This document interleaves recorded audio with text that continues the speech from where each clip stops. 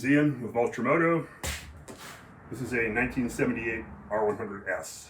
I'm going to be doing a non-destructive scrambler conversion with it. Let's see, I got this bike about 5 years ago in Connecticut. It was last registered, prior to coming to me, it was last registered in, I think, 2006 in Connecticut. The guys I got it from were some pretty hardcore motorcycle nerds. Got it from their neighbor's widow. So the bike had sat for 10 plus years. They resurrected, they got it running and, kind of went over it. They weren't like BMW guys, so they didn't want to tear into it too far. But it had been extremely well preserved. It had just turned over to 50,000 miles. I've had it 4 or 5 years, 2018, yeah. And I've just taken it out like twice a year. Basically, I just got it, and I was going to sit on it to see if the resale value on these particular models went up as fast as some of the others have, which they haven't. It's a mystery to me why the 100S, phenomenal bike. I've had 4 or 5 of them. In my opinion, it's the best of the twin shock bikes they ever made. The R100S is what everybody, drools over, but they're fussy. They have, a lot of difficult to get parts, and their value's gone insane. So I don't tend to mess with the R90s very much. Let's see, what can I say about this bike? When I got it, here's the thing, it's like it was 95% stock, except for the fairing was missing, of course, because half the time the sport fairings were removed in the 70s to mount some giant touring thing. And then that gets discarded and, whatever happened to the original fairing, who knows. That was gone, and also the rest of the tins had been repainted white, which is aggravating. But if it had had the original red smoke paint, there's no way I would be doing this now. Like, if it had the fairing and the red smoke paint, it would be 100% original, and I wouldn't even think about doing this. But you're talking about $4,000 in paint, plus a fairing, trying to scare up a fairing. Like, if I wanted to get this thing back to dead stock original condition, it's prohibitively expensive. So I'm at the point now where, okay, it's been 5 years. Values aren't going up enough to justify me holding on to it, waiting until it's worth spending another $4,000 to get it back to stock. So the purpose of this video is for anybody who's looking at the bike that this is turning into, just to get some details on the mileage and the condition. So 50,000 miles plus change.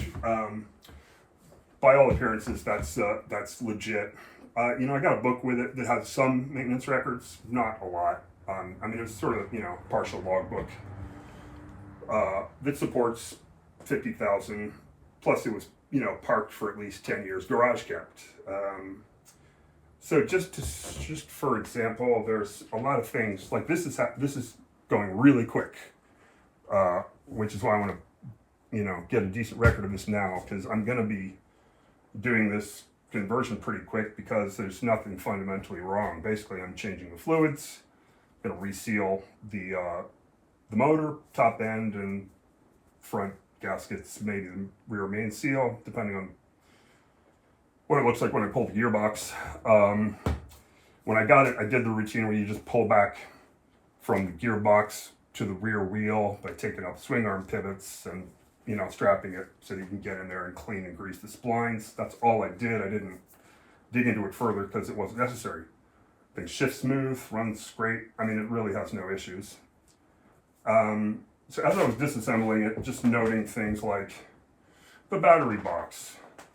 This This is like, you just never, this is some things you just never see, except on bikes that have been garage kept. Like all the original, these nuts just came off with no effort. This is 90% of the time, these are, forget about it, these are trashed. And it's all usually rusted out, but that's, you know, so that was all intact. It even still has the little, you know, rubber covers that the fender mounts to. I'm pulling the disc brake system because I'm converting it to a drum, easier maintenance and other reasons. What I'm going to keep all the electrics and all the mechanicals dead stock. I'm not going to detab the frame. I'm not going to cut anything. I'm not going to put rear sets on it. It's going to be the original controls. Sometimes people like to judge mileage by things like, you know, the rubbers, which is insane. I mean, I put these on because I hate the like spongy rectangular ones from 77, 78 onward. But let's see, what else? The electrics, dead stock, with one modification. And this is the kind of thing you look for if you're a BMW nerd.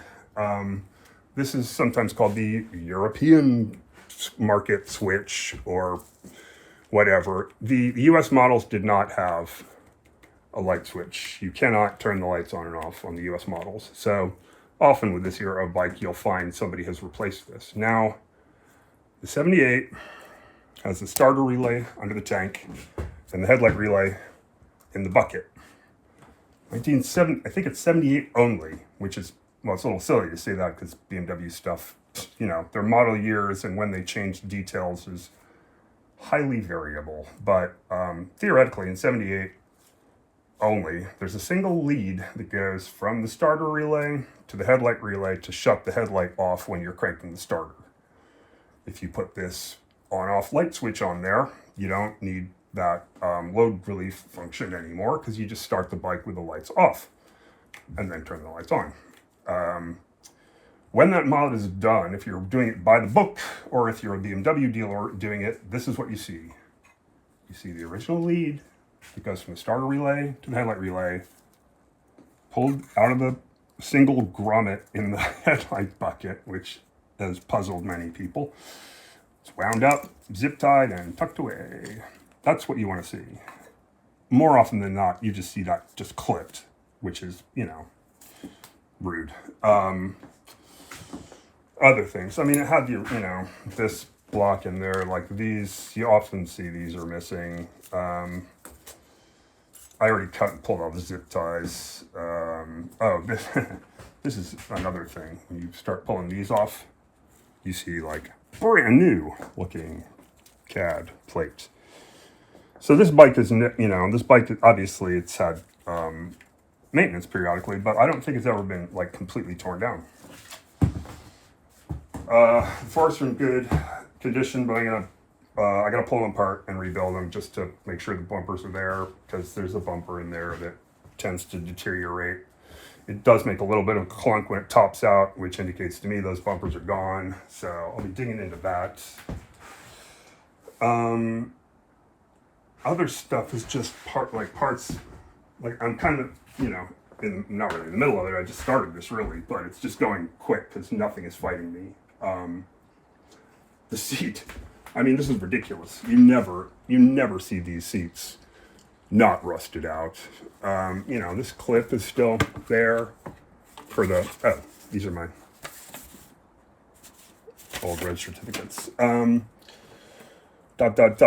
hinges came off with like nothing, no complaint. This is maybe the second or third time in 30 years I've ever torn a bike down and not had to at least heat these things. All the tins and plastics are 77, manufacturer for 78. So, it's, you know, it's kind of a shame to have to do this, but again, somebody else took the liberty of painting it, so they take the blame for destroying the originality. Things like this, you know, the original sticker, model year 78. I have another 78 R100S that was a warhorse that, you know, I already tore down last year. So that may become like a full proper restoration at some point. I don't know. Vaconi dial rods, these are classic. This is like the classic aftermarket shock. I'll be putting these back on the bike. What I'll probably do with these is I'll probably disassemble them so that I can put the /5 or /6 shrouds in there just to give it a little bit more of a retrofied look, clean up the bodies, that kind of thing. Going to do the drum brake conversion. I haven't 100% settled on exactly every part that I'm going to use, but like I said, I'm going to keep the electrics in place. The mechanicals are going to be all the same, back to the point of the rear drum brake. I think that's it. Really, this is just to give it a sort of a, just a quick review to show that this is like a legit, intact, well-maintained Survivor with, for BMW, 50,000 miles is nothing. I mean, anybody that knows these bikes knows that. And trying to assign like value based on mileage or trying to correlate mileage with condition is folly. Sometimes you see these bikes, they have 200,000, 300,000, 400,000 miles on them. The touring bikes in particular, the RTs. Guys would get those bikes and be like meticulous about maintenance. I got one time that had literally a guy like went into the instrument every time it turned over 100 because it's got a 5-digit odometer and put a little sticker there. And when I got it, it had a little free sticker in front of the 5 digits. So maintenance is everything on these. And this one, by all appearances, was extremely well maintained before it was parked. And then since I've had it, I've just been, making sure it doesn't deteriorate, changing the fluids, taking it out for a couple rides a year, and that, I think, is the long story made as short as possible.